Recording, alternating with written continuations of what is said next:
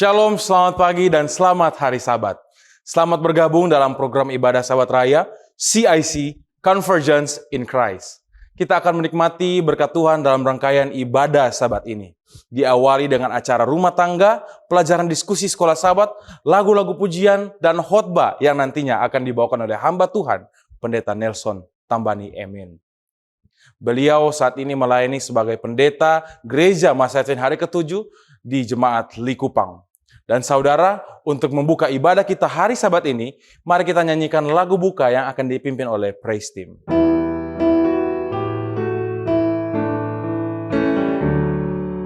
Rahmat Tuhan yang tak terduga, lebih besar dari dosaku. Itu telah nyata di Golgota, darahnya tercurah bagiku. Rahmat Tuhan yang memberi pengampunan dosa. Rahmat Tuhan lebih besar dari dosaku. Dosa dan duka seperti gelombang hendak membinasakan jiwa, tapi rahmat yang tak terbilang nyatakan keselamatannya. Rahmat Tuhan yang memberi pengampunan dosa.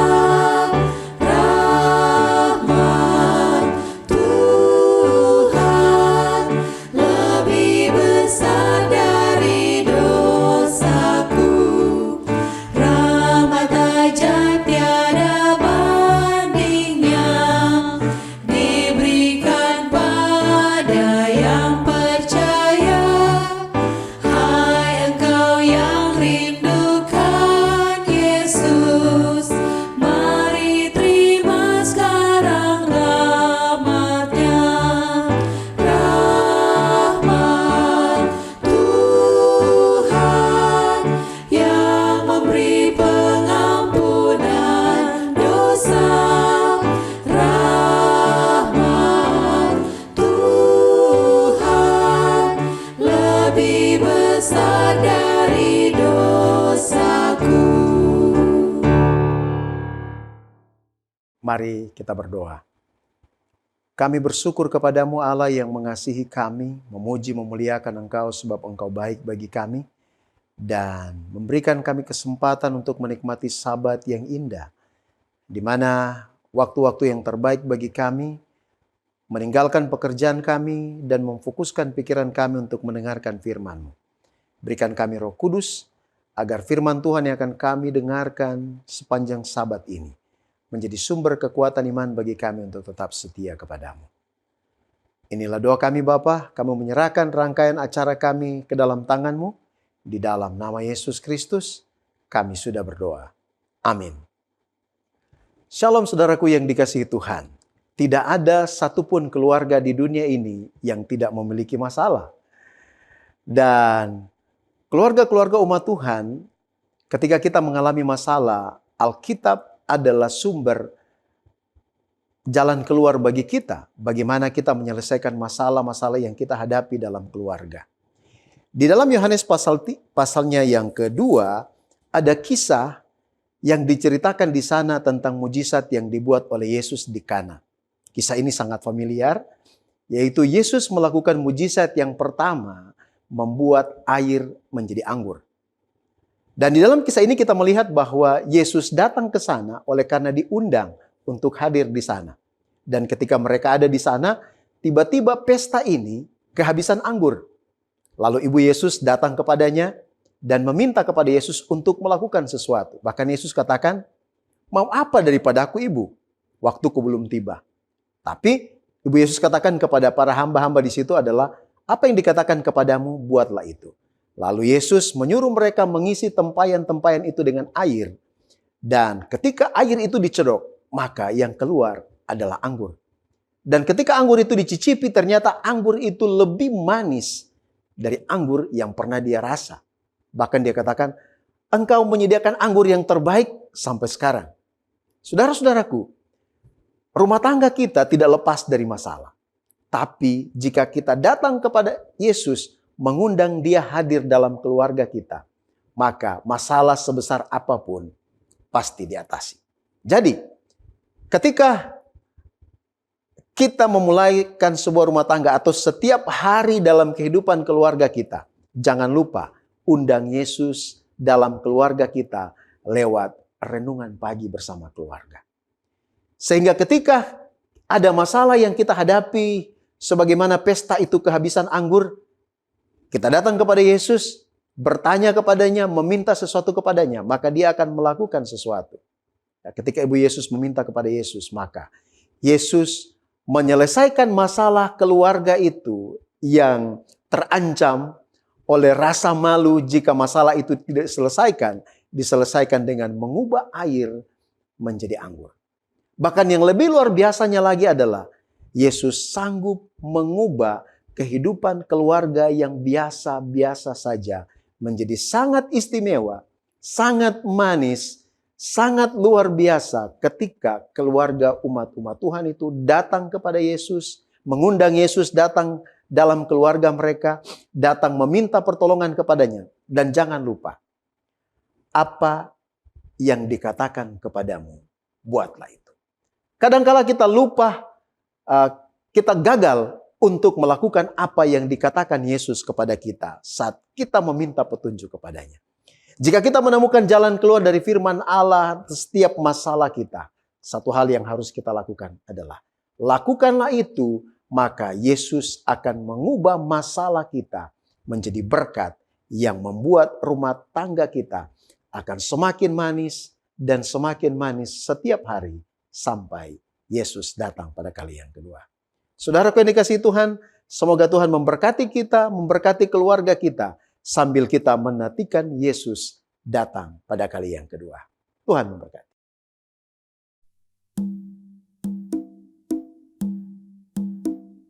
Bim bam bim bam bim bam bim bam bim bam bam bim bam bam bim bam bam bim bam bam bim bam bam bim bam kasih sejati Yesus, mari berikanlah pujian yang tulus Tuhan yang di surga, Tuhan sangat wajah.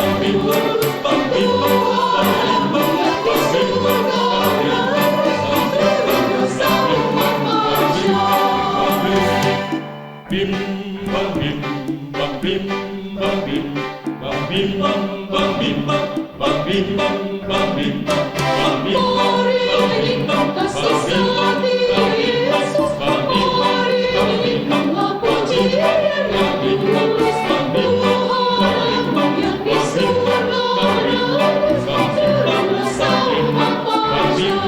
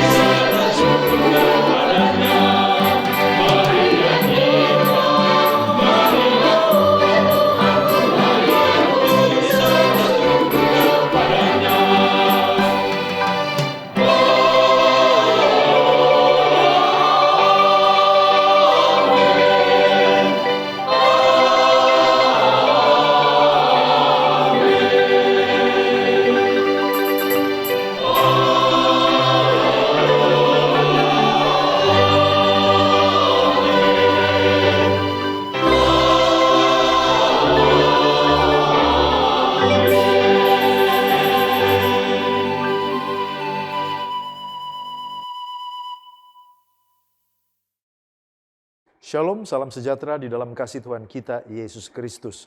Kita sudah tiba lagi dalam program pendalaman Alkitab melalui pelajaran Sekolah Sabat bersama dengan kami, Cornelius Media. Kami selalu mengingatkan, mari mempelajari pelajaran Sekolah Sabat dengan tekun di tempat kita masing-masing. Saya Pendeta Edward Taliwongso bersama dengan Pendeta Felix Gosal dan Pendeta Widodo Purwanto akan kembali menemani sahabat-sahabat sekalian dalam pembelajaran Alkitab kita. Kita sekarang sudah tiba di pelajaran yang kedua dengan tema pekabaran salib. Sebelum kita masuk lebih dalam, mari kita tunduk kepala dan kita berdoa. Bapa Tuhan kami, Allah yang Maha Baik, kami bersyukur kepadamu untuk berkat-Mu. Sekarang kami mau belajar firman-Mu. Tolonglah kami untuk melihat dan meninggikan salib Yesus Kristus. Di dalam nama Yesus kami sudah berdoa. Amin. Kami ingatkan ada 4 bagian dalam program ini. Yang pertama kita melihat dasar Alkitabiah. Yang kedua kita mencoba menggali makna dari ayat hafalan. Yang ketiga pokok pikiran dari pelajaran hari per hari. Dan di bagian akhir kita tiba kepada aplikasi. Mari kita lihat dasar Alkitabiah. Yang pertama 1 Korintus 1 ayat 17-31. Paulus menegaskan bahwa inti pemberitaan Injil adalah salib Kristus, bukan kefasihan berbicara atau hikmat manusia. Salib memang dianggap kebodohan oleh dunia, tapi bagi orang yang diselamatkan, salib adalah kuasa dan hikmat Allah. Kolose 1 ayat 20, melalui darah Kristus yang tercurah di kayu salib, Allah mendamaikan manusia dengan dirinya, dan salib menjadi sarana rekonsiliasi yang memulihkan hubungan yang rusak akibat dosa. 1 Petrus 2 ayat 24. Yesus sendiri menanggung dosa manusia di atas kayu salib agar orang percaya mati terhadap dosa dan hidup di dalam kebenaran. Kisah Para Rasul 13 ayat 16-47. Dalam khotbahnya di Antioquia Pisidia, Paulus menelusuri sejarah keselamatan Israel yang berpuncak pada kedatangan Yesus sebagai Mesias yang dijanjikan. 1 Korintus 2 ayat 1-5, Paulus mengingatkan bahwa ketika ia datang ke Korintus, ia tidak mengandalkan retorika atau filsafat manusia, tetapi hanya memberitakan Yesus Kristus, Dia yang disalibkan itu. Sekarang kita melihat pengertian judul pekabaran salib. Apa itu salib? Salib adalah alat hukuman mati Romawi yang paling kejam dan memalukan. Namun, bagi orang Kristen, salib ini menjadi lambang kasih Allah, pengorbanan Kristus, pendamaian dengan Allah, dan juga lambang keselamatan. 1 Korintus 1 ayat 18. Bagaimana sejarah dari metode penyaliban ini? Sebenarnya penyaliban digunakan oleh bangsa Romawi untuk menghukum penjahat berat dan pemberontak. Hukuman ini sangat hina, sehingga masyarakat Romawi menganggap salib itu sebagai simbol aib. Namun, Allah mengubah lambang kehinaan itu menjadi lambang kemenangan atas dosa. Mengapa Allah menentukan salib bagi Yesus? Jawabannya, karena melalui salib, yang pertama, Yesus menggantikan hukuman dosa manusia. 1 Petrus 2 ayat 24. Yang kedua, Allah mendamaikan manusia dengan dirinya melalui salib. Kolose 1 ayat 20. Yang ketiga, kasih dan kerendahan hati Kristus dinyatakan dengan sempurna melalui salib. Yang keempat, Allah menunjukkan bahwa keselamatan itu berasal dari kasih karunia dan bukan usaha manusia. 1 Korintus 1 ayat 18-31. Pertanyaan selanjutnya, apa kira-kira pekabaran salib bagi orang Kristen? Saudaraku, salib mengajarkan bahwa yang pertama, keselamatan hanya melalui Yesus Kristus. Yang kedua, salib adalah kuasa Allah yang mengubah hidup orang berdosa. Yang ketiga, salib itu mempersatukan gereja dan menghilangkan kesombongan manusia. Dan yang keempat, Kristus yang disalibkan harus menjadi pusat pemberitaan dan kehidupan dari orang percaya.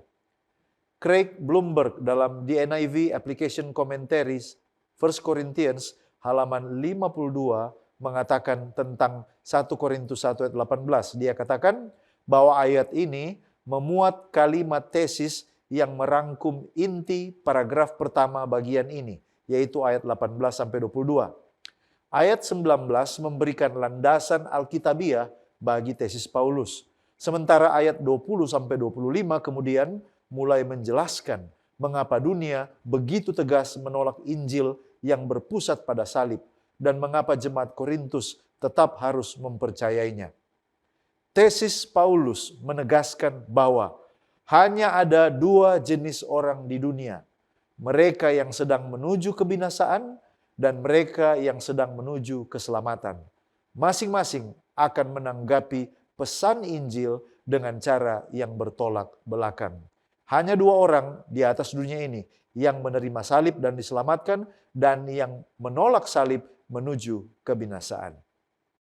Baik, terima kasih pendeta. Kita lanjut pada ayat hafalan. 1 Korintus pasal 1 ayat 18. Sebab pemberitaan tentang salib memang adalah kebodohan bagi mereka yang akan binasa. Tetapi bagi kita yang diselamatkan, pemberitaan itu adalah kekuatan Allah. Mari kita lihat apa konteks dan latar belakang ayat ini. Yang pertama, mari kita lihat latar belakang penulis dan juga waktu. Nah, surat 1 Korintus ini ditulis oleh Rasul Paulus sekitar tahun 55 Masehi dari kota Efesus. Dan surat ini ditujukan kepada jemaat yang ia sendiri dirikan selama 1,5 tahun. Kita bisa baca itu dalam Kisah pasal 18. Jadi, Paulus bukan orang asing. Paulus menuliskan surat ini sebagai bapa rohani yang mengenal betul pergumulan jemaat itu. Kemudian yang kedua, mari kita lihat latar belakang kota Korintus. Nah, Korintus ini adalah kota pelabuhan yang kaya. Kota yang ramai dan juga sangat mengagungkan dua hal, yaitu yang pertama, hikmat atau filsafat Yunani, berbicara mengenai kepandaian dan juga cara berdebat mereka. Dan juga yang kedua adalah kesenangan duniawi. Ada penyembahan berhala dan juga kebejatan moral di dalam kota Korintus. Nah, yang ketiga, latar belakang masalah yang dihadapi oleh jemaat. Nah, masalah utama yang Paulus tegur pada pasal 1 ini adalah perpecahan. Jemaat terpecah menjadi beberapa golongan. Ada golongan Paulus, ada golongan Apolos, dan lain sebagainya. Dan mereka menilai pemberitaan Injil dari kepandaian cara berbicara, bukan dari isi Injilnya. Mereka mulai mencampur Injil dengan kebanggaan akan hikmat manusia. Dan yang keempat, secara konteks, tepat sebelum ayat 18 ini, Paulus berkata bahwa ia diutus bukan untuk memberitakan Injil dengan hikmat perkataan, supaya salib Kristus jangan menjadi sia-sia. Ayat 17. Jadi bagi orang Yahudi yang menuntut tanda, dan bagi orang Yunani yang mencari hikmat, berita tentang Mesias yang mati disalibkan terdengar memalukan. Dan ayat 18 ini adalah inti argumen Paulus. Ia mempertentangkan hikmat manusia dengan hikmat Allah yang dinyatakan di salib. Nubuat di dalam buku Kisah Para Rasul halaman 270 mengatakan selama 1 tahun atau selama 1,5 tahun, Paulus tinggal di Korintus dengan sengaja ia menyajikan Injil dalam kesederhanaannya. Nah, mari kita lihat pengertian ayat hafalan kita. Apa artinya pemberitaan Injil adalah kebodohan? Siapa mereka yang binasa dan mengapa bagi mereka yang diselamatkan, pemberitaan itu adalah kekuatan Allah. Nah, ada beberapa poin yang perlu kita perhatikan di sini. Yang pertama, siapa mereka yang binasa? Nah, mereka ini bukan satu bangsa atau satu kelompok tertentu. Melainkan mereka yang akan binasa ini adalah semua orang yang terus-menerus menolak dan tidak mau percaya kepada Injil salib. Nah, di dalam konteks Korintus, mereka ini adalah orang Yunani yang menyombongkan filsafat dan juga orang Yahudi yang menuntut tanda ajaib. Ayat 22 dan juga 23. Nah, kata binasa di sini menunjuk pada arah hidup yang menuju kebinasaan kekal karena menolak satu-satunya jalan keselamatan. Kemudian yang kedua, mengapa salib tampak seperti kebodohan bagi mereka? Nah, Karena mereka menilai salib dengan ukuran akal dan hikmat manusia, maka bagi pikiran dunia, mustahil Allah yang Maha Kuasa itu mati. Allah yang Maha Kuasa itu dihina di kayu salib. Dan mustahil keselamatan datang lewat kematian yang terhina. Jadi masalahnya bukan karena kurang pintar, tetapi karena kesombongan yang menolak merendahkan diri di kaki salib. Nah, kemudian yang ketiga, mengapa bagi yang diselamatkan salib adalah kekuatan? Nah, kata kekuatan itu datang dari kata dunamis. Berarti kuasa Allah benar-benar bekerja menyelamatkan. Bagi orang percaya, salib bukan sekedar teori, melainkan itu adalah kuasa yang mereka alami sendiri. Karena di sana mereka menerima pengampunan, hati yang diubahkan, kemenangan atas dosa, dan hidup yang baru. Jadi berita salib itu sama untuk semua orang. Yang membedakan bukan berita atau tingkat kecerdasan, melainkan tanggapan hati terhadap pekerjaan Roh Kudus. Di mana menolak dan juga mereka melihat ini sebagai kebodohan. Dan apa yang mereka lakukan itu sementara memberikan mereka jalan menuju kebinasaan. Bagi mereka yang percaya, akan menerima kuasa Allah, dan mereka akan berjalan menuju keselamatan. Evangelism halaman 187 mengatakan ada kuasa dalam meninggikan salib Kristus. Sekarang kita masuk pada pokok pembahasan Injil salib. Apa itu Injil dan bagaimana hubungannya dengan salib?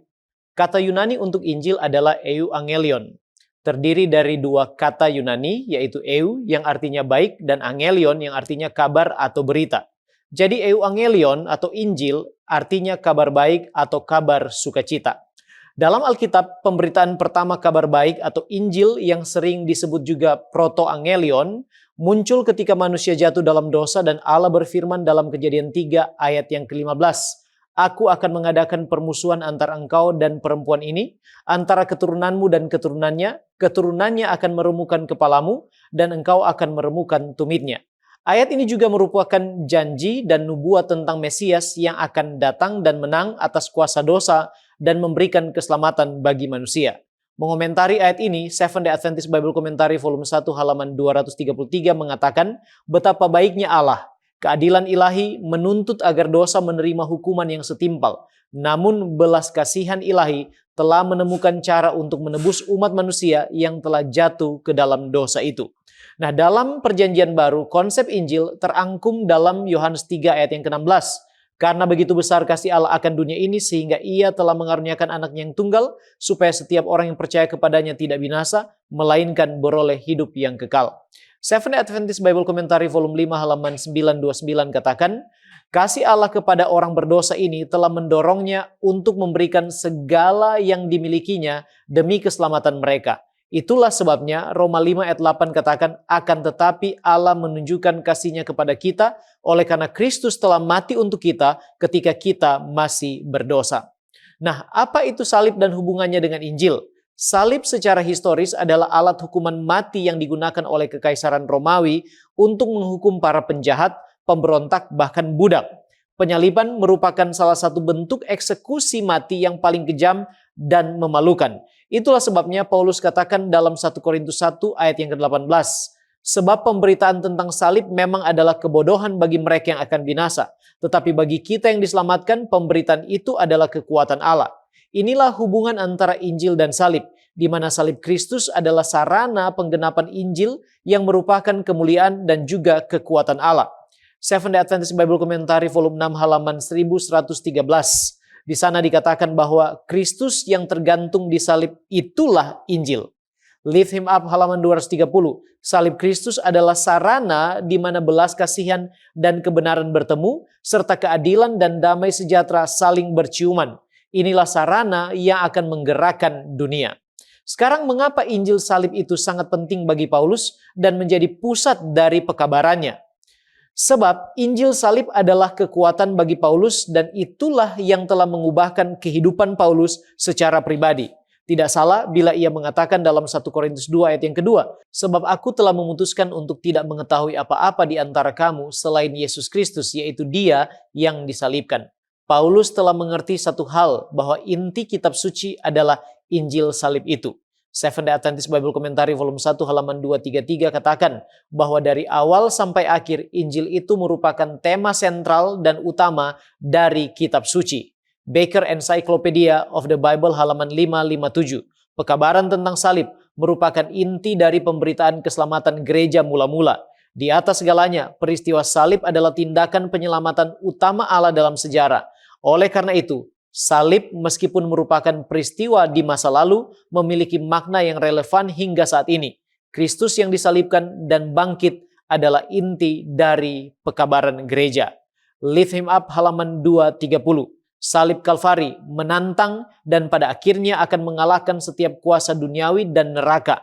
Salib itulah pusat kekuatan dan dari sanalah segala pengaruh mengalir.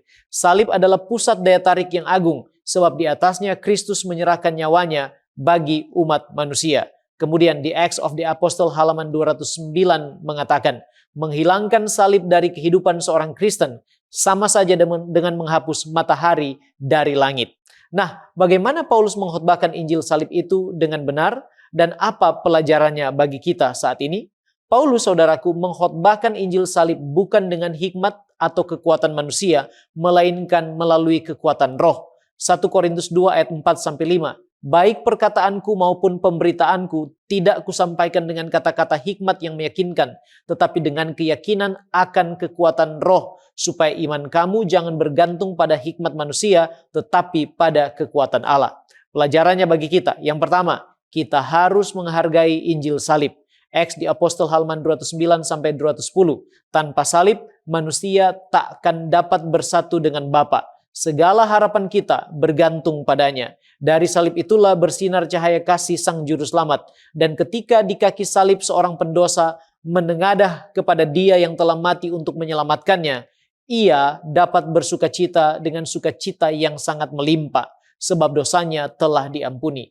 Berlutut dengan iman di hadapan salib, ia telah mencapai tempat tertinggi yang dapat diraih oleh manusia. Dan melalui salib, kita belajar bahwa Bapa di sorga mengasihi kita dengan kasih yang tak terbatas. Pelajaran yang kedua, kita harus memusatkan kehidupan dan pekabaran kita kepada Injil salib. Testimonies volume 6 halaman 54 memberi nasihat untuk kita lebih merenungkan salib Kristus dan diubahkan oleh kasih Allah. Seventh-day Adventist Bible Commentary volume 6 halaman 1113. Kita memiliki sebuah pekabaran, yaitu lihatlah anak domba Allah yang menghapus dosa dunia. Inilah pekabaran kita, argumen kita, ajaran kita, peringatan kita bagi mereka yang tidak mau bertobat, penguatan kita bagi mereka yang berduka, serta harapan bagi setiap orang percaya. Baik, terima kasih pendeta. Sekarang kita melihat tema kebodohan bagi mereka yang akan binasa. Pertanyaannya adalah mengapa Paulus mengatakan bahwa pemberitaan tentang salib adalah kebodohan bagi mereka yang akan binasa. Dan bagaimana ini menjelaskan hal itu dalam ayat-ayat selanjutnya di pasal ini. Nah, Paulus sedang membandingkan antara hikmat manusia dengan hikmat Allah. Bagi dunia yang mengandalkan logika, filsafat, kebijaksanaan manusia, berita tentang Mesias yang disalibkan itu tampaknya memang tidak masuk akal. Dunia gagal mengenal Allah melalui hikmatnya sendiri. Dalam 1 Korintus 1 ayat 20-21, Paulus bertanya, di manakah orang berhikmat? Bukankah Allah telah membuat hikmat dunia menjadi kebodohan? Meskipun manusia punya pengetahuan, punya filsafat, dan kemampuan berpikir, semua itu tidak mampu membawa manusia kepada keselamatan. Allah berkenan menyelamatkan manusia melalui pemberitaan Injil.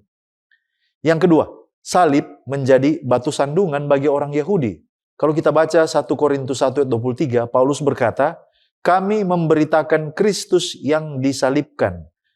Bagi orang Yahudi, Mesias itu seharusnya datang sebagai raja yang menang, bukan sebagai pribadi yang mati di kayu salib. Karena itu, salib itu batu sandungan bagi mereka. Yang ketiga, salib dianggap kebodohan oleh bangsa-bangsa lain.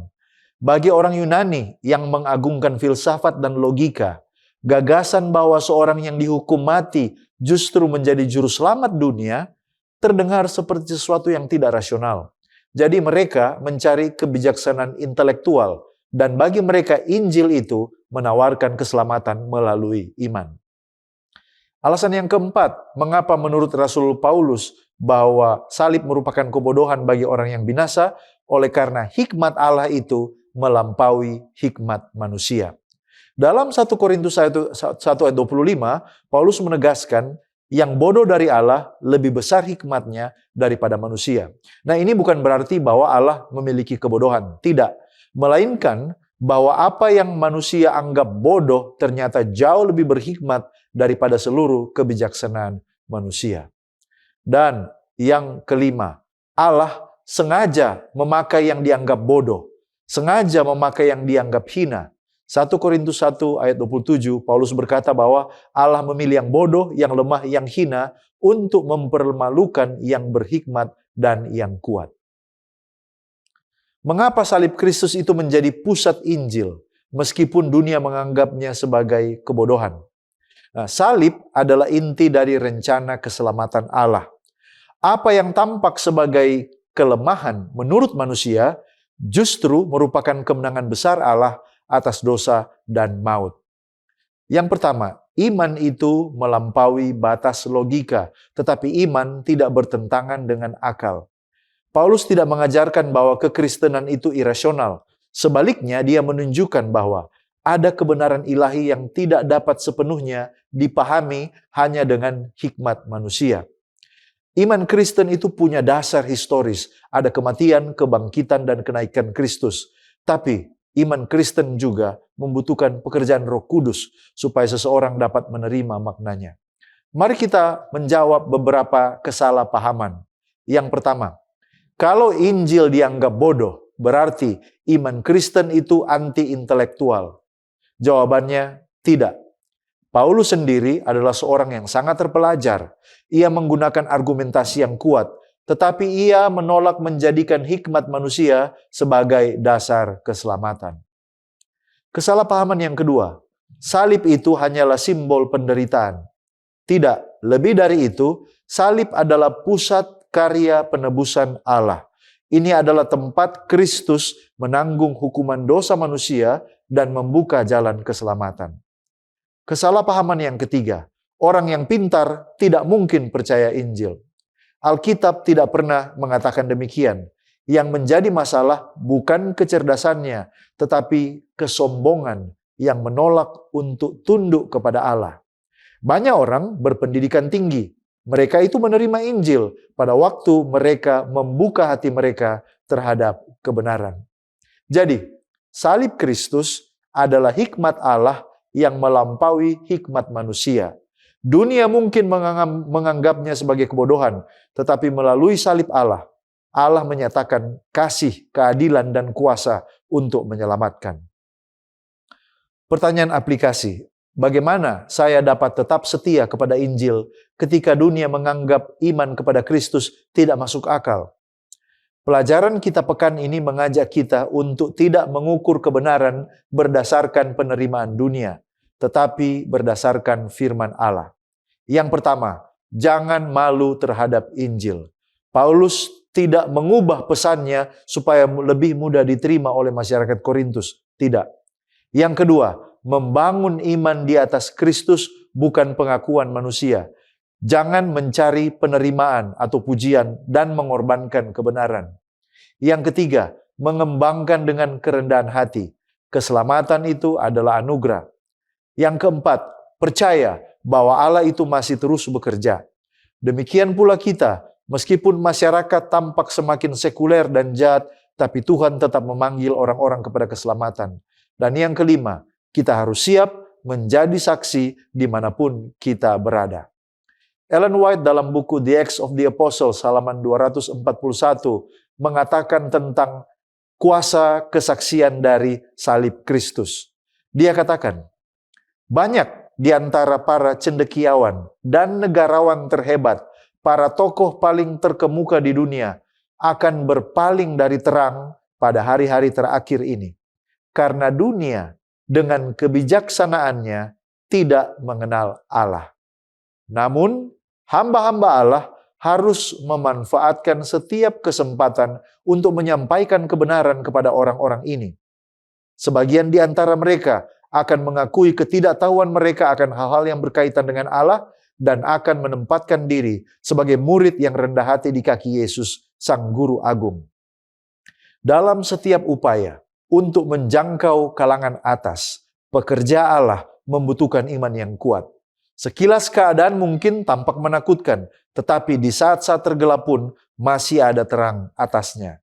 Saudara-saudaraku, kalau kita berani memberitakan tentang salib Kristus, maka kuasanya akan dapat menembus hati orang-orang terpelajar sekalipun.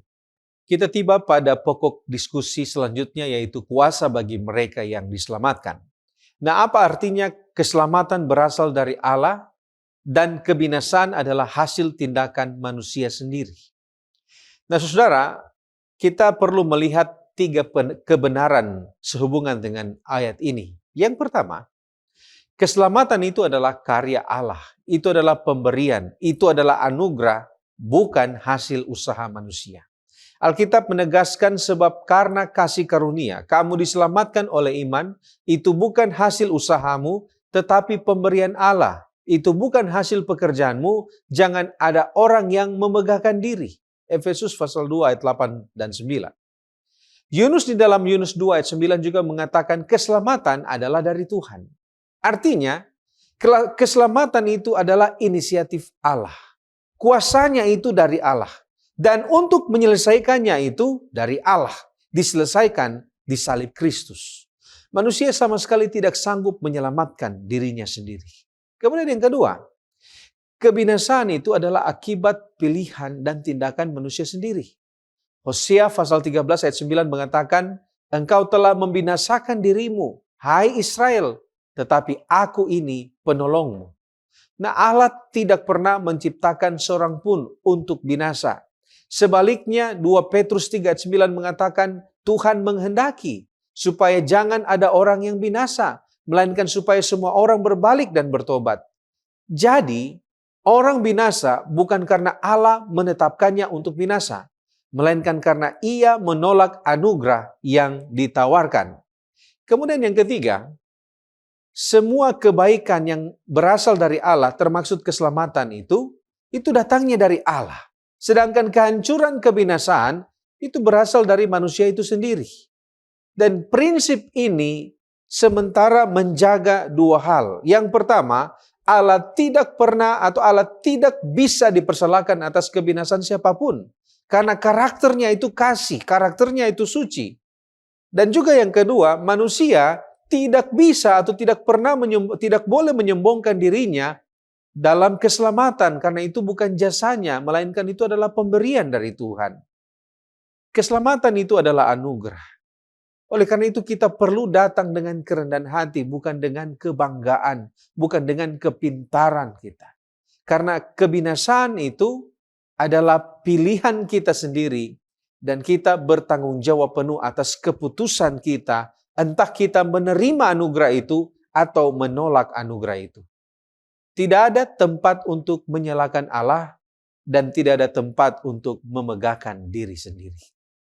Di dalam Christ Object Lesson halaman 84 di sana dikatakan Allah tidak membinasakan seorang pun. Setiap orang yang binasa telah membinasakan dirinya sendiri. Nah, mari kita lihat selanjutnya apa pengertian Allah menghormati pilihan manusia untuk menghancurkan dirinya sendiri.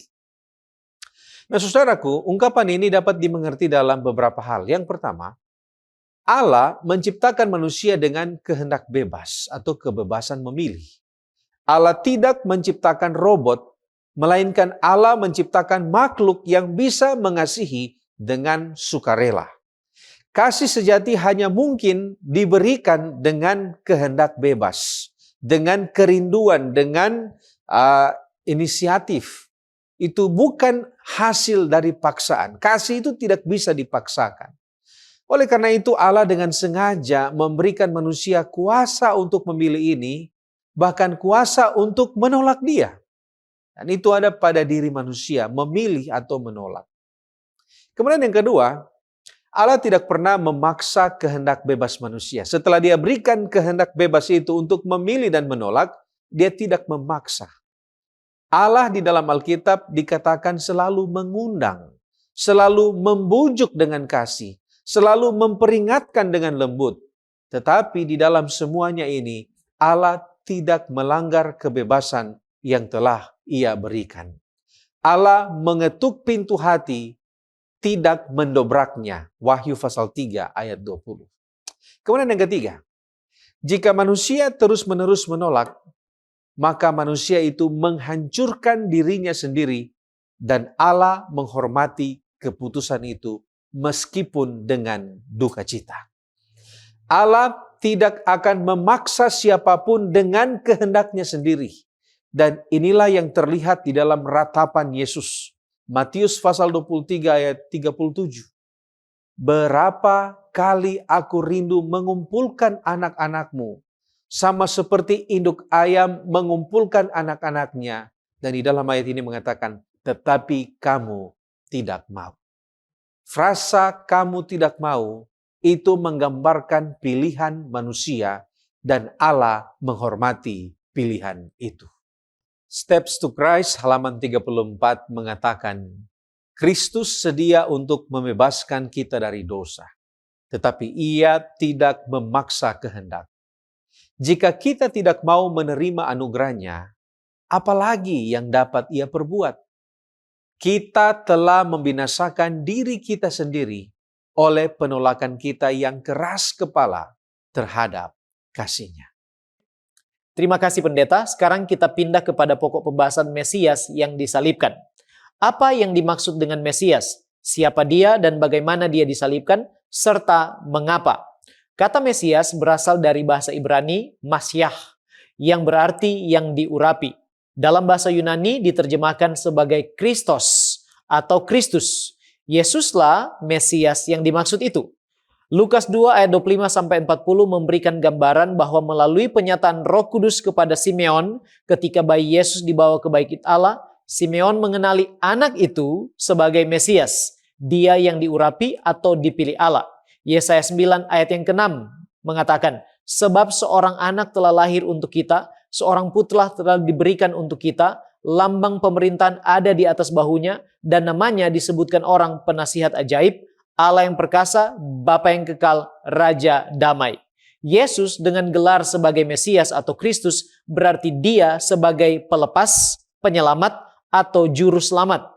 Pada waktu Yesus membacakan nubuat tentang Mesias dari kitab Yesaya di Nazaret, menurut Yesaya 61 ayat 1 dan 2, di sana berbunyi, Roh Tuhan Allah ada padaku, oleh karena Tuhan telah mengurapi aku. Ia telah mengutus aku untuk menyampaikan kabar baik kepada orang-orang sengsara dan merawat orang-orang yang remuk hati, untuk memberitakan pembebasan kepada orang-orang tawanan dan kepada orang-orang yang terkurung kelepasan dari penjara, untuk memberitakan tahun rahmat Tuhan dan hari pembalasan Allah kita, untuk menghibur semua orang berkabung. Di saat itu Lukas 4 ayat 21 berkata, lalu ia memulai mengajar mereka, katanya, pada hari ini genaplah nas ini sewaktu kamu mendengarnya. Lukas 9 ayat 20 dan 21, Yesus bertanya kepada mereka, menurut kamu siapakah aku ini? Jawab Petrus, Mesias dari Allah. Lalu Yesus melarang mereka dengan keras supaya mereka jangan memberitahukan hal itu kepada siapapun. Jadi saudaraku, Yesuslah penggenapan dari nubuatan Mesias dalam perjanjian lama, dialah Mesias yang akan datang itu. Nah, gambaran tentang Mesias yang menderita dan disalibkan sebenarnya sudah dinubuatkan dalam Yesaya pasal yang ke-53. Dikatakan di ayat 4-5, sesungguhnya penyakit kitalah yang ditanggungnya dan kesengsaraan kita yang dipikulnya. Padahal kita mengira dia kena tulah, dipukul dan ditindas Allah. Tetapi dia tertikam oleh karena pemberontakan kita. Dia diremukan oleh karena kejahatan kita. Ganjaran yang mendatangkan keselamatan bagi kita ditimpakan kepadanya, dan oleh bilur-bilurnya kita menjadi sembuh. Ayat 12b, ia telah menyerahkan nyawanya ke dalam maut, dan karena ia terhitung di antara pemberontak-pemberontak, sekalipun ia menanggung dosa banyak orang dan berdoa untuk pemberontak-pemberontak. Tentang hal ini, Paulus mengatakan dalam 2 Korintus 5 ayat 21, dia yang tidak mengenal dosa telah dibuatnya menjadi dosa karena kita, supaya dalam dia kita dibenarkan oleh Allah. Kemudian Galatia 3 ayat yang ke-13, Kristus telah menebus kita dari kutuk hukum Taurat dengan jalan menjadi kutuk karena kita, sebab ada tertulis, terkutuklah orang yang digantung pada kayu salib. Jadi Yesus sendiri mengatakan dalam Lukas 9 ayat 22, anak manusia harus menanggung banyak penderitaan dan ditolak oleh tua-tua, imam-imam kepala dan ahli-ahli Taurat, lalu dibunuh dan dibangkitkan pada hari ketiga. Sekarang pertanyaannya, mengapa Yesus harus disalibkan? Karena melalui hal itulah dia menggenapkan semua rencana keselamatan atau rencana penebusan ilahi. Di atas kayu salib, sebelum menyerahkan nyawanya, Yesus berkata dalam Yohanes 19 ayat yang ke-30, sudah selesai. Seventh-day Adventist Bible Commentary volume 5 halaman 1063 katakan, Yesus telah menyelesaikan pekerjaan yang dipercayakan Bapanya kepadanya. Setiap langkah dalam rencana penebusan yang telah ditetapkan sebelum dunia dijadikan telah diselesaikan sesuai dengan waktunya. Setan gagal dalam upayanya menggagalkan rencana tersebut.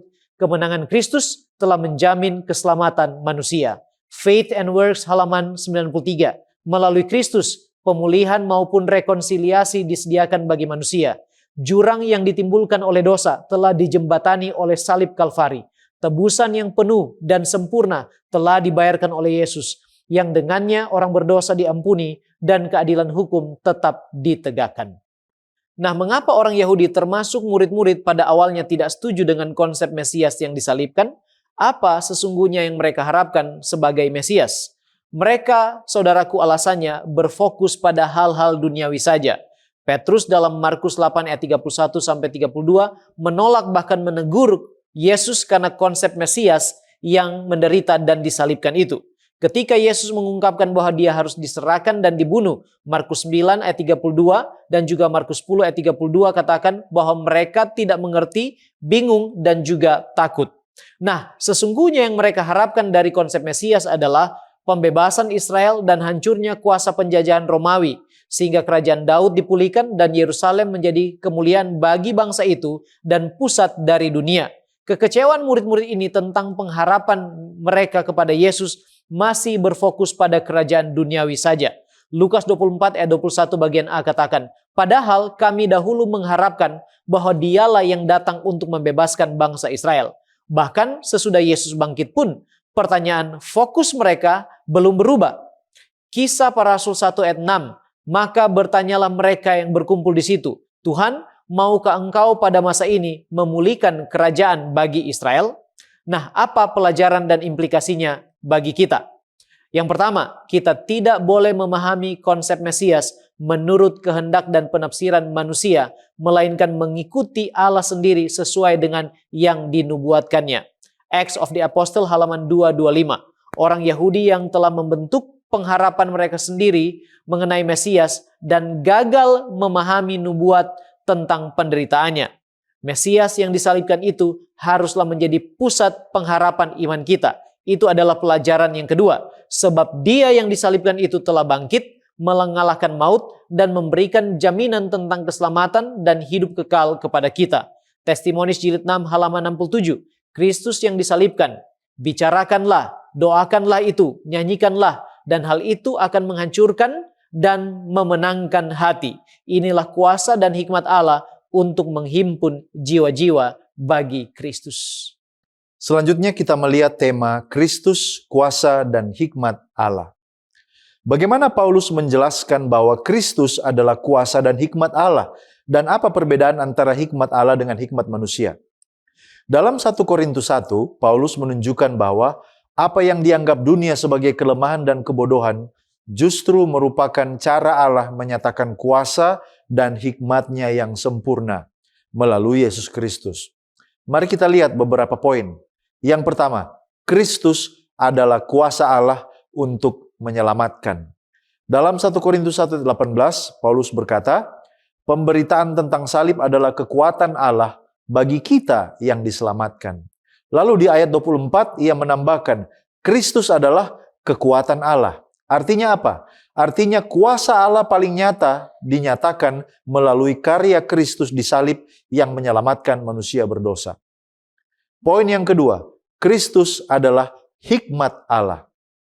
1 Korintus 1 ayat 30, Paulus mengatakan bahwa Kristus telah menjadi hikmat bagi kita, menjadi kebenaran, menjadi pengudusan, menjadi penebusan bagi umat. Melalui Kristus, Allah menyelesaikan persoalan dosa yang tidak pernah dapat diselesaikan oleh hikmat manusia. Poin yang ketiga, hikmat dunia tidak mampu membawa keselamatan.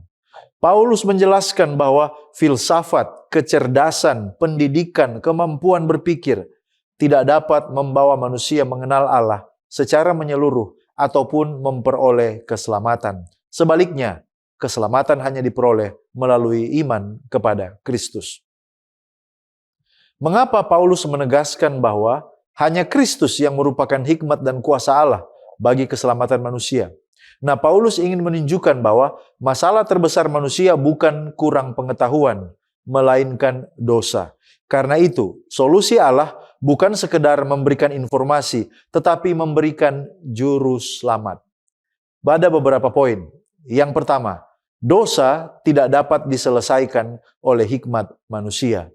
Manusia itu menghasilkan filsafat, ilmu pengetahuan, sistem politik, teknologi, tapi semuanya itu tidak mampu menghapus dosa. Masalah dosa memerlukan solusi yang berasal dari Allah. Mari kita jawab beberapa kesalahpahaman. Yang pertama, ada yang mengatakan bahwa Paulus menolak pendidikan dan ilmu pengetahuan. Jawabannya tidak. Mengapa? Oleh karena Paulus sendiri adalah orang yang sangat terdidik. Yang dia tolak adalah hikmat manusia yang meninggikan diri menolak Allah. Kemudian, Allah hanya memakai orang-orang yang tidak berpendidikan. Jawabannya tidak juga. Mengapa? Allah memakai berbagai macam orang. Poinnya adalah bukan tingkat pendidikan seseorang, tetapi kerendahan hati seseorang untuk dipakai Tuhan. Lalu kesalahpahaman yang ketiga, iman itu berarti kita mengabaikan akal sehat. Sebaliknya, iman Kristen justru menghargai akal budi sebagai karunia dari Allah. Tapi, akal memiliki keterbatasan. Itu sebabnya harus tunduk kepada penyataan Allah di dalam Kristus. Bagaimana saya dapat hidup dengan mengandalkan hikmat dan kuasa Kristus, bukan mengandalkan hikmat dunia ini?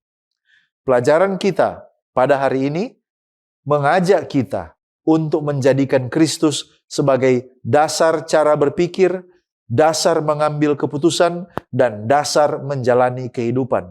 Ada beberapa pesan praktis supaya kita dapat mengandalkan hikmat Allah, bukan hikmat manusia. Yang pertama, mari kita mengutamakan firman Tuhan. Yang kedua, mari kita mengembangkan sikap rendah hati. Yang ketiga, mari kita bersandar hanya kepada kuasa Kristus, bukan kepada hikmat kita manusia. Yang keempat, kita tidak boleh terintimidasi oleh penilaian dunia terhadap kita. Dan yang kelima, mari kita memuliakan Allah dalam setiap keberhasilan, bukan untuk memuliakan diri kita sendiri. Ada beberapa pertanyaan yang selalu harus kita renungkan setiap hari. Ketika menghadapi persoalan hidup, apakah saya lebih mengandalkan hikmat dunia atau firman Tuhan? Apakah saya pernah merasa lebih unggul karena pendidikan saya, karena pengalaman atau kemampuan saya? Lalu, dalam bidang apa saya perlu lebih bergantung pada kuasa Kristus daripada kemampuan diri sendiri? Lalu kemudian, bagaimana saya dapat menunjukkan bahwa Kristus adalah pusat hikmat dalam keputusan-keputusan saya hari lepas hari? Sehubungan dengan kuasa Kristus, bahwa Kristus itu adalah kuasa Allah, Ellen White memberikan komentar tentang Kristus dan kuasanya. Dia katakan bahwa di dalam Selected Messages Jilid 1, halaman 83, alinea kedua, Kristus berkuasa atas angin dan gelombang, serta atas orang-orang yang dirasuki setan. Ia menunjukkan bahwa ia memiliki kuasa mutlak. Kepadanya telah diberikan kunci maut dan neraka, dan para penguasa dan kuasa-kuasa telah ditundukkan kepadanya, bahkan ketika ia sedang mengalami penghinaan. Jadi, kita patut dan layak untuk percaya kepada Kristus, karena Kristus adalah kuasa dan hikmat Allah. Baik, terima kasih pendeta.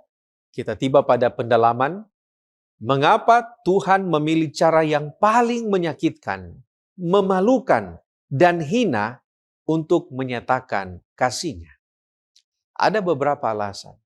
Yang pertama, karena kasih yang terbesar hanya dapat dibuktikan oleh pengorbanan yang besar. Kasih sejati diukur dari apa yang rela dikorbankan. Yohanes 15 ayat 13, Yesus sendiri berkata, tidak ada kasih yang lebih besar daripada kasih seorang yang memberikan nyawanya untuk sahabat-sahabatnya. Untuk menyatakan kasih yang tak terbatas, dibutuhkan pemberian yang tak terbatas juga. Allah tidak cukup mengatakan ia mengasihi, tetapi dia membuktikannya di tempat yang paling mahal. Kemudian alasan yang kedua, karena salib sekaligus menyingkapkan betapa mengerikan dan mahalnya dosa. Nah, salib ini bukan hanya bukti kasih, tetapi juga adalah cermin keseriusan dosa itu. Seandainya dosa bisa diampuni dengan cara yang murah, maka kita tidak akan pernah mengerti bahayanya. Roma 6 ayat 23, upah dosa ialah maut. Maka oleh karena itu dibutuhkan maut untuk menebusnya. Dan justru cara yang paling menyakitkan ini menyatakan kepada kita sejujur-jujurnya betapa menghancurkannya dosa di mata Allah. Alasan yang ketiga, karena rasa malu dan hina yang Kristus tanggung sebenarnya adalah bagian yang seharusnya kita tanggung. Tetapi Yesus mengambil tempat kita. Yesaya 53 ayat 5, Yesaya berkata, ia tertikam oleh karena pemberontakan kita. Oleh bilur-bilurnya kita menjadi sembuh. Nah, Galatia 3 ayat 13 juga mengatakan, Kristus telah menjadi kutuk karena kita. Dengan sengaja, Yesus turun ke titik yang paling rendah dan terhina, supaya ia dapat menjangkau manusia yang paling terhilang. Tidak ada seorang pun yang jatuh begitu dalam sampai kasih salib tidak dapat menjangkaunya. Alasan yang keempat, karena salib mematahkan tuduhan setan tentang karakter Allah. Setan menggambarkan Allah sebagai pribadi yang kejam dan hanya menuntut. Tetapi di salib, Allah sendiri datang dan menanggung hukuman itu. Dan ini membuktikan di hadapan seluruh alam semesta bahwa Allah bukanlah tiram, melainkan kasih.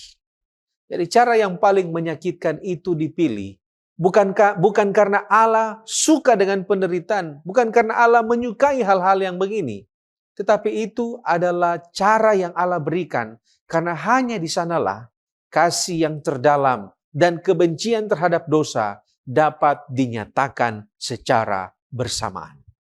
Education halaman 263 mengatakan, salib adalah penyingkapan bagi indera kita yang tumpul tentang penderitaan yang sejak semula telah didatangkan dosa ke dalam hati Allah.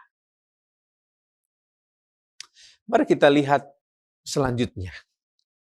Jika kunci perubahan hati adalah memandang kasih Bapa di kayu salib, bagaimana cara kita melakukan hal ini di tengah-tengah kesibukan sehari-hari kita? Nah, saudaraku, di dalam 2 Korintus pasal 3 ayat 18, Alkitab mengatakan dengan memandang kita diubahkan. Perubahan hati itu tidak datang dari diri sendiri, melainkan dari terus-menerus memandang salib. Oleh karena itu ada beberapa tips praktis yang bisa kita praktekkan supaya kita tetap dapat memandang kepada Allah di tengah-tengah kesibukan kita. Yang pertama, mari kita mulai dengan porsi yang kecil tetapi konsisten. Mulailah dengan 10 menit yang konsisten setiap pagi sebelum aktivitas. Konsistensi kecil yang dilakukan setiap hari jauh lebih mengubahkan daripada niat besar yang jarang terlaksana. Kemudian yang kedua, jangan membaca sekilas. Ambil satu perikop, bisa saja tentang Getsemani atau penyaliban, lalu kita bayangkan seolah-olah kita hadir di dalam cerita itu. Kita renungkan satu bagian ini per hari secara bergilir, dan dengan demikian peristiwa itu akan menjadi hidup, bukan saja menjadi sekedar informasi. Yang ketiga, berikan tempat dalam kesibukan atau aktivitas harian menjadi waktu untuk memandang salib. Di perjalanan, atau saat kita menunggu seseorang, kita bisa mendengarkan audio Alkitab atau lagu tentang salib, atau bahkan kita bisa menghafal, merenungkan satu ayat. Kesibukan tidak menghapus kesempatan untuk memandang kepada salib. Kemudian yang keempat, jadikan salib pusat doa dan ucapan syukur harian.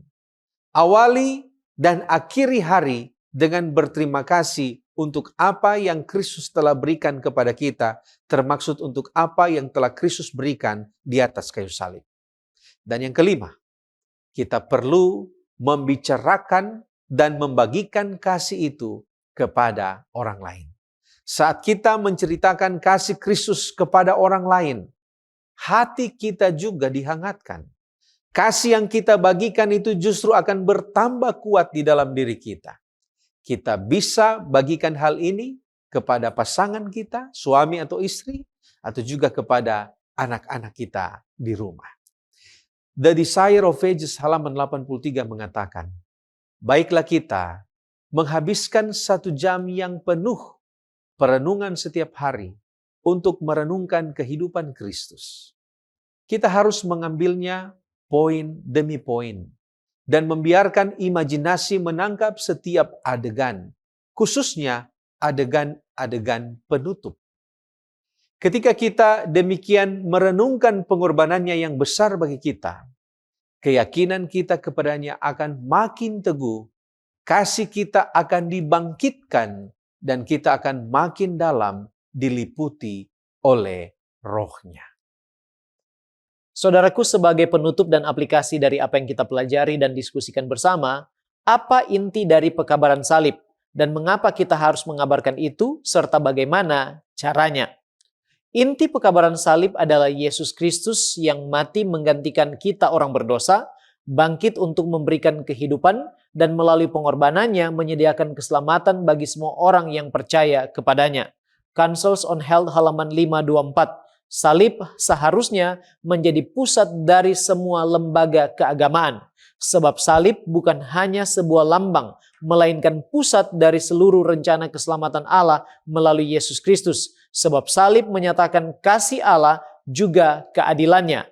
Salib telah mengalahkan kuasa dosa dan setan, serta menjadi fondasi untuk pendamaian dunia dengan surga.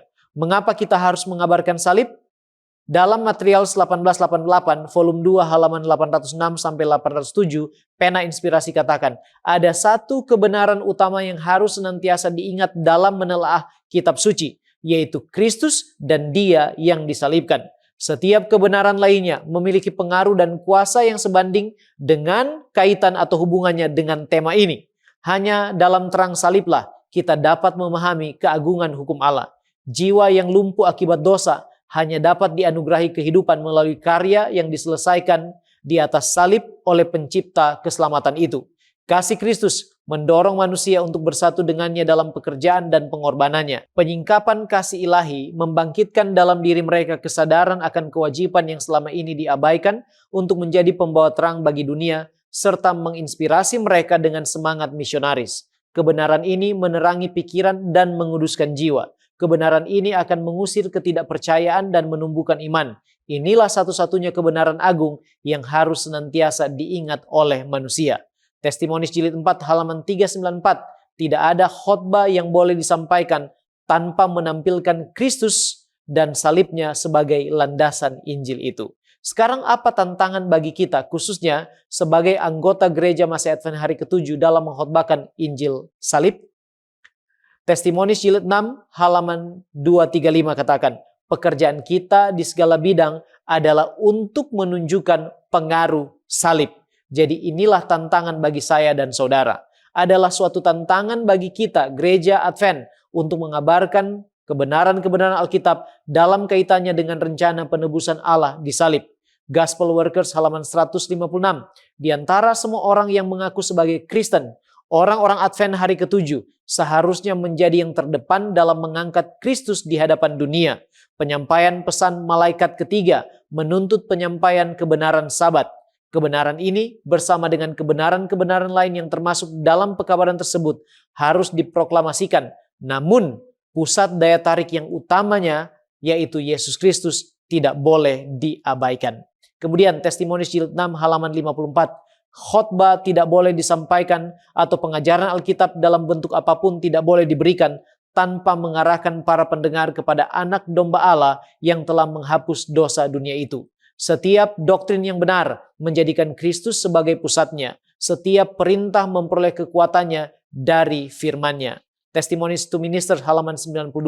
Pekabaran Injil kasih karunia-Nya harus disampaikan kepada jemaat dengan jelas dan tegas agar dunia tidak lagi menyatakan bahwa penganut gereja Advent hari ke-7 hanya berbicara tentang hukum dan hukum, tetapi tidak mengajarkan atau percaya kepada Kristus. Saudaraku, mari kita berdoa supaya pekabaran Injil ini menjadi pusat dalam kehidupan saya dan saudara, dan juga boleh menjadi pekabaran yang utama bagi kita kepada dunia. Mari kita tunduk kepala dan berdoa. Bapa di sorga, kami bersyukur memiliki Allah yang baik dan setia seperti Engkau. Engkau telah memberi kami kesempatan sekali lagi untuk belajar dari kebenaran firman-Mu. Kami lemah dan terbatas Tuhan. Kami membutuhkan hikmat akal budi dari sorga. Kami membutuhkan tuntunan dan penerangan Roh Kudus, supaya apa yang kami pelajari dapat kami mengerti, dan kami dimampukan untuk mengimplementasikan itu di dalam kehidupan kami sehari-hari, sambil menantikan kedatangan Tuhan, sambil kami mewartakan, mengabarkan Injil keselamatan itu kepada banyak orang di sekitar kami. Tuhan, tolonglah kami dan berkatilah kami semua. Sempurnakanlah permohonan kami, karena kami berdoa, mengucap syukur, memohon pengampunan dosa daripada-Mu di dalam nama Yesus, Juru Selamat kami. Amin.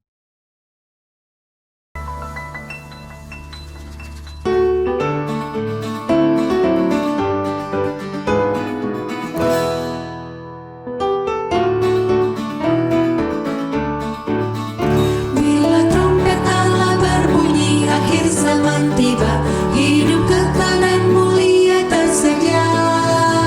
Bila orang yang selamat dihimpunkan di sana, dan namaku kan dipanggil ke surga.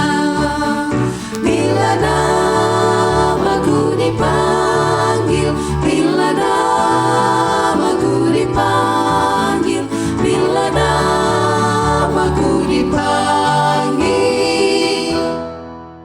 bila namaku dipanggil ku ada. Pada pagi cerah itu orang saleh bangkitlah, dan kemuliaan Yesus diberikannya. Bila umat pilihannya tiba di seberang sana, dan namaku kan dipanggil ke surga. Bila namaku dipanggil, bila namaku dipanggil, bila namaku dipanggil, bila namaku dipanggil ku ada. Kerjalah bagi Tuhanmu pada pagi dan petang, kabarkanlah keajaiban kasih-Nya. Bila hidup ini tamat dan kerja usai sekarang, dan namaku kan dipanggil ke surga. Bila namaku dipanggil, bila namaku dipanggil, bila namaku dipanggil, bila namaku dipanggil ku ada.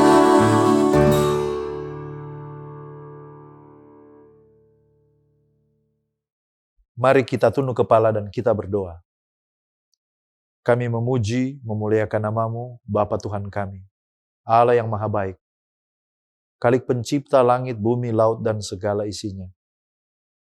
Tuhan Allah yang gagah perkasa, segala puji, hormat, kemuliaan, kebesaran, kejayaan, dari selama-lamanya sampai selama-lamanya, hanya bagi Engkau saja. Sungguh Engkau layak menerima pujian dan penghormatan kami. Nama-Mu layak ditinggikan dan dimuliakan. Pada hari Sabat ini kami datang kembali kepadamu dalam ibadah CIC. Kami datang menyembah Tuhan sebagaimana adanya kami. Bermohon kiranya Tuhan mau mengampuni kami dari setiap dosa dan pelanggaran, agar kiranya kami diampuni dan dilayakan. Pada jam ini, sebelum kami meminta segala sesuatu, Terlebih dahulu biarlah kiranya Tuhan mau mengampuni kami dari setiap dosa dan pelanggaran. Kami datang kepadamu, berdoa untuk hamba firman yang Engkau telah asingkan untuk menyampaikan firman kebenaran. Kiranya kuasa Roh Suci mengurapi hamba Tuhan yang telah Engkau pilih, supaya firman yang disampaikan benar-benar berasal daripada Engkau saja dan menolong kami untuk bertumbuh dalam kebenaran. Berdoa untuk sahabat Cornelius Media yang mengikuti ibadah ini di tempat mereka masing-masing, apakah itu di rumah maupun juga di rumah sakit atau di tempat yang lain. Kiranya jamahan Tuhan boleh menjadi bagian mereka boleh terjamah. Dan kami rindu sahabat-sahabat selanjutnya, mereka boleh menikmati peribadatan secara langsung, berkumpul bersekutu bersama dengan umat-umat Tuhan. Berdoa untuk sahabat-sahabat kami yang dalam keadaan sakit. Kiranya Tuhan akan jamah melalui makanan, minuman, obat-obatan menjadi perpanjangan tangan Tuhan. Berdoa untuk mereka dalam berbagai-bagai pergumulan, masalah finansial, masalah hubungan, masalah rumah tangga, masalah pekerjaan, orang yang mengalami sakit yang parah, dan sudah lama berdoa minta kesembuhan. Saat ini juga kami mohon di dalam nama Yesus, kiranya Tuhan hadir memberikan kekuatan dan pemulihan. Berdoa untuk Cornelius Media, kiranya Engkau pakai terus untuk menjadi sarana, menjadi jembatan kepada kebenaran, sehingga melalui media ini, semakin banyak orang dipersiapkan bagi kerajaan sorga. Terpujilah namamu. Terima kasih untuk jaminan jawaban doa. Kami sudah bermohon hanya di dalam nama Yesus Kristus, Tuhan dan Juru Selamat kami. Amin.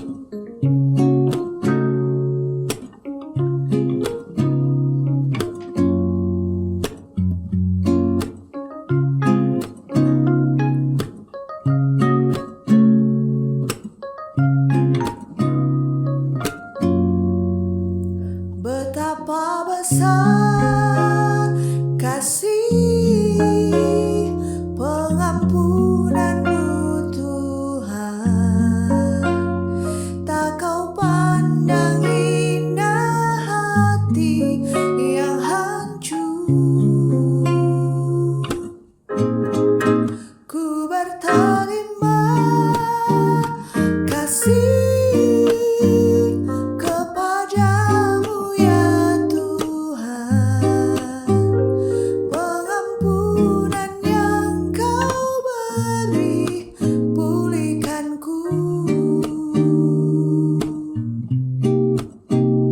Pengampunan yang kau beri, pulihkan ku.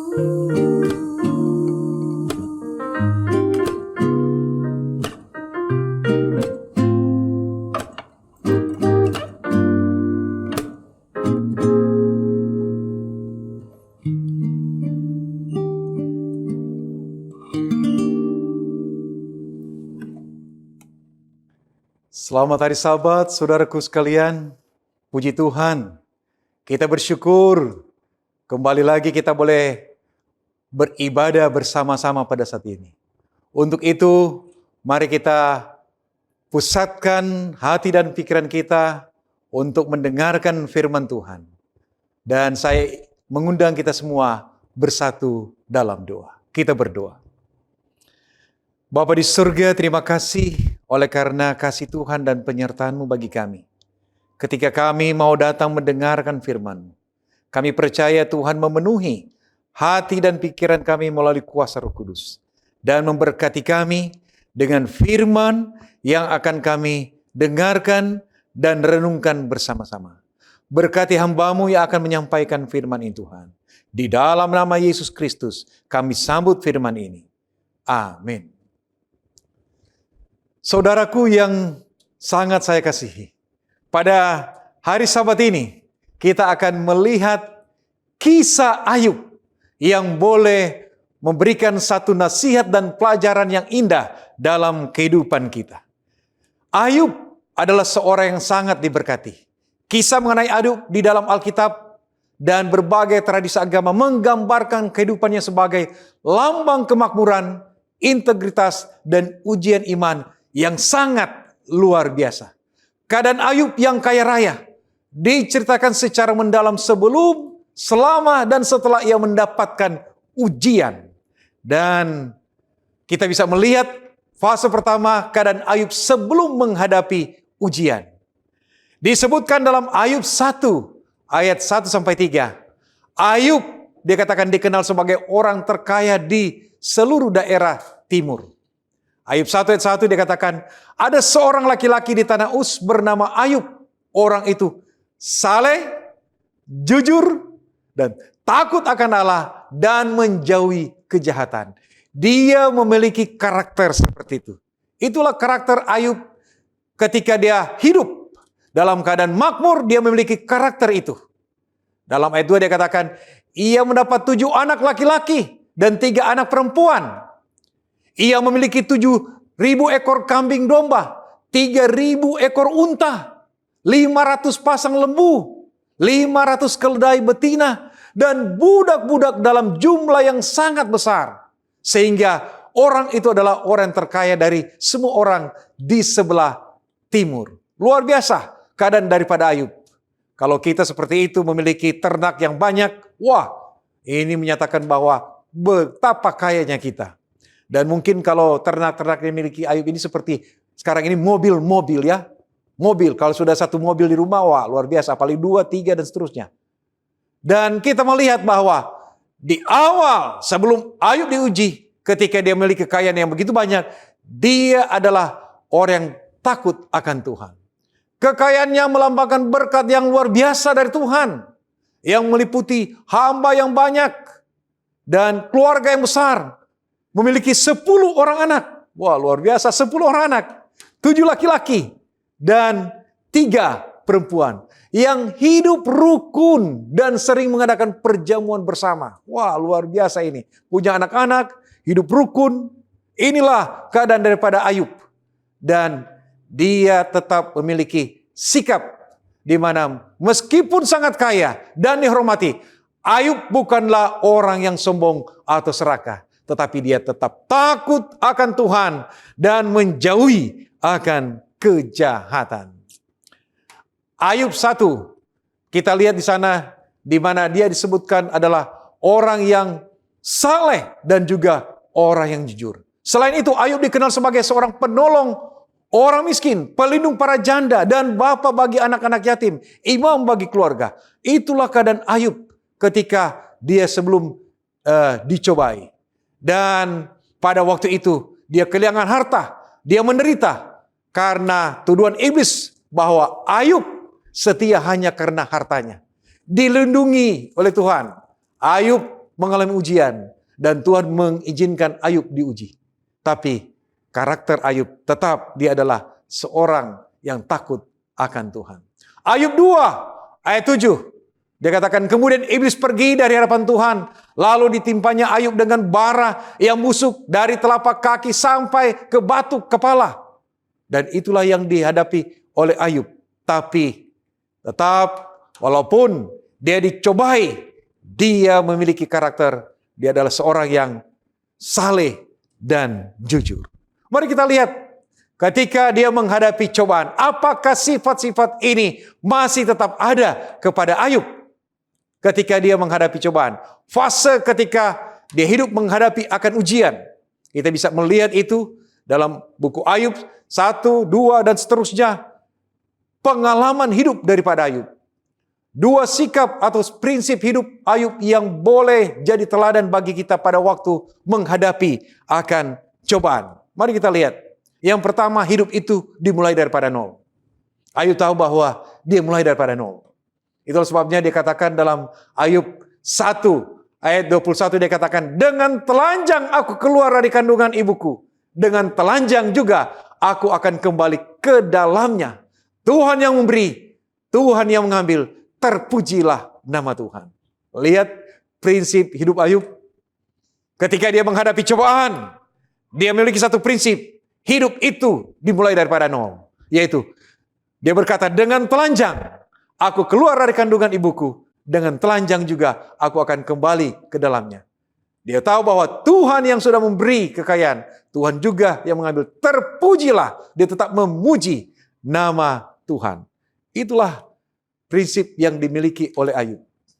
Yakobus 1 ayat 2, saudara-saudaraku, anggaplah sebagai suatu kebahagiaan apabila kamu jatuh ke dalam berbagai cobaan. Kalau kita menghadapi ujian seperti Ayub, ya, seperti Ayub, kita harus memiliki satu prinsip seperti Ayub. Saya mulai dari nol. Kalaupun semua milik saya akan habis, saya tidak menjadi masalah. Dan mari kita lihat nasihat firman Tuhan dalam Yakobus 1 ayat 2. Saudara-saudaraku, anggaplah suatu kebahagiaan apabila kamu jatuh ke dalam berbagai pencobaan. Kalau kita diuji, rasa bahagia, rasa syukur perlu ada. Karena kita sedang menjalani proses yang lebih baik. Dan prinsip kedua dari Ayub, dia katakan dalam Ayub 19 ayat 26. Penebusku hidup.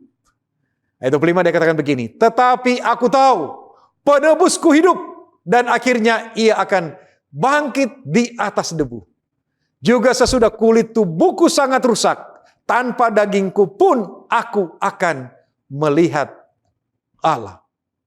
Ayub ketika dia dicobai, hartanya sudah hilang, dan setan datang mencobai tubuhnya. Dia jatuh sakit, dan sakitnya begitu parah. Tapi Ayub dalam keadaan seperti itu dia berkata, tetapi aku tahu penebusku hidup. Kalaupun penyakit ini akan membawa dia kepada kematian, dia tahu ada penebusnya atau penebus daripada Ayub, yaitu Tuhan akan memberikan kehidupan bagi dia. Bahkan dia berkata, juga sesudah kulit tubuhku sangat rusak, tanpa dagingku pun aku akan melihat Allah. Ayub memiliki satu pengharapan di mana dia akan diberkati oleh Tuhan. Yakobus 1:12, berbahagialah orang yang bertahan dalam pencobaan, sebab apabila ia sudah tahan uji, ia akan menerima mahkota kehidupan yang dijanjikan Allah kepada barang siapa yang mengasihi dia. 1 Petrus 1:6 dikatakan, bergembiralah akan hal itu. Sekalipun sekarang ini kamu seketika harus berduka cita oleh berbagai pencobaan. Jadi, kalau saudara kita menghadapi cobaan, mungkin kita sedang mengalami kerugian, ya, ataupun kita sedang mengalami duka cita. Mari kita lihat bahwa Kita harus bergembira, bersyukur kepada Tuhan. Sekalipun kita sedang diuji. Dan saudara, saya sempat memiliki satu pengalaman. Yaitu sempat pada waktu umur SMP, saya mendapat sakit disko. Nah, ini sakit disko ini cuma sebutan ya. Itu sakit gatal-gatal. Wah, sangat luar biasa. Saya merenungkan kisah Ayub, saya teringat kisah hidup saya. Di umur SMP, kelas 2, saya mendapatkan penyakit itu. Dan saya merasa daging ataupun kulit saya ini mulai rusak. Begitu gatal. Dibawa ke dokter oleh orang tua. Dan seakan-akan hidup saya akan selesai pada waktu itu. Tetapi ketika saya menghadapi akan hal tersebut, saya teringat saya berkomitmen untuk dipakai oleh Tuhan. Saya pikir ketika kita menghadapi cobaan-cobaan seperti ini, ada maknanya untuk kehidupan kita. Tuhan memiliki rencana-rencana yang indah dalam kehidupan kita. Mari kita lihat fase yang terakhir dalam kehidupan Ayub. Sesudah dia menghadapi akan ujian. Ayub 42 ini sangat besar kalau berkatnya kalau kita baca dengan baik. Ayub 42 ayat 10 sampai 17. Kita bisa baca, tapi saya ingin meringkaskan di mana setelah Ayub menghadapi cobaan, dia dipulihkan. Setelah dia melewati ujian, penderitaan yang berat, Ayub tetap mempertahankan integritas dan kesetiaannya kepada Allah. Dia tetap takut akan Tuhan, dia tetap hidup saleh dan jujur, menjauhi kejahatan, dan akhirnya Tuhan mengembalikan akan berkat yang Tuhan telah percayakan kepadanya. Sebagai bentuk anugerah, Tuhan memulihkan keadaannya dan memberikan ganti 2 kali lipat dari segala kepunyaannya dahulu. Luar biasa. 2 kali lipat. Kalau ternak yang dulu kambing domba hanya 7.000, sekarang berjumlah 14.000. Saudara bisa baca dalam buku Ayub 42. 2 kali lipat, ya. Unta hanya 3.000, sekarang dia berkati dengan 2 kali lipat menjadi 6.000 ekor unta. Luar biasa. Kalau ada saja 1 ekor unta, saudara, tapi kita tidak di sini, ataupun kita memiliki pasang lembu atau sapi di sini, 3 pasang itu sudah luar biasa. Tapi dia katakan Ayub memiliki 1.000 pasang lembu. 1.000 pasang lembu.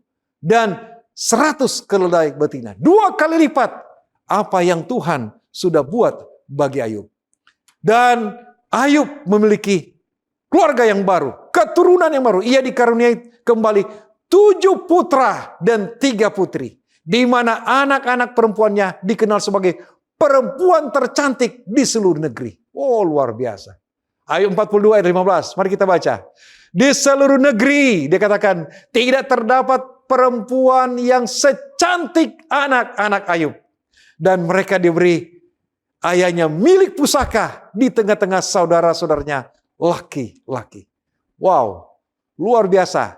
Berkat yang Tuhan berikan kepada Ayub sesudah dia dicobai. Di mana dia tetap memiliki anak 10, tapi anak-anak wanitanya begitu cantik.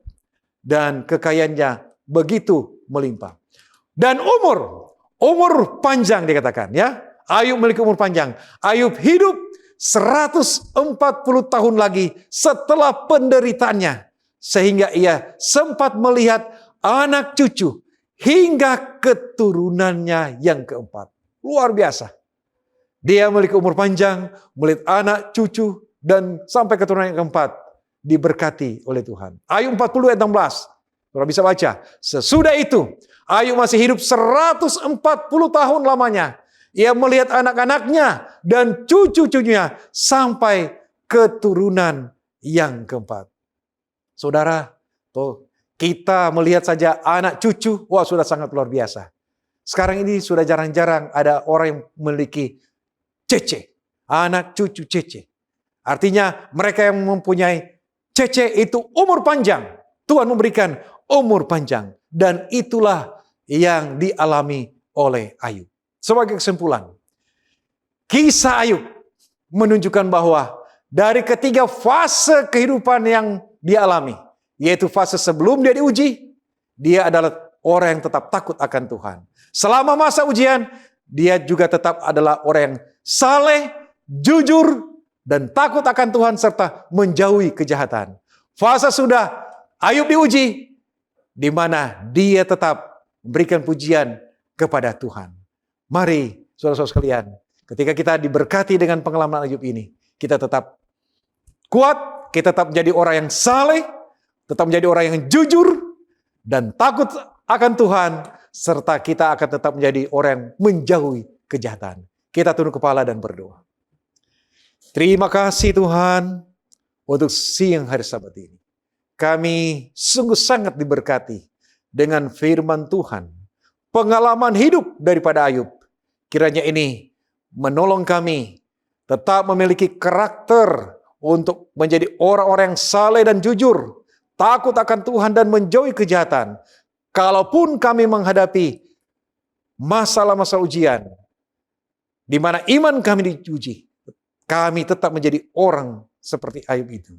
Dan kami percaya ketika kami menghadapi hal-hal tersebut, Tuhan akan membalas dengan berkat-berkat, terutama berkat kehidupan, umur panjang, dan hidup yang kekal sampai dalam kerajaan surga nanti. Bapa, hamba berdoa Engkau berkati semua yang mengikuti akan ibadah di sepanjang hari Sabat ini. Tuhan memberkati juga Cornelius Media yang menjadi saluran berkat bagi kami semua. Terpujilah namamu Tuhan. Ini yang menjadi doa kami. Dalam nama Yesus Kristus kami persembahkan doa ini. Amin.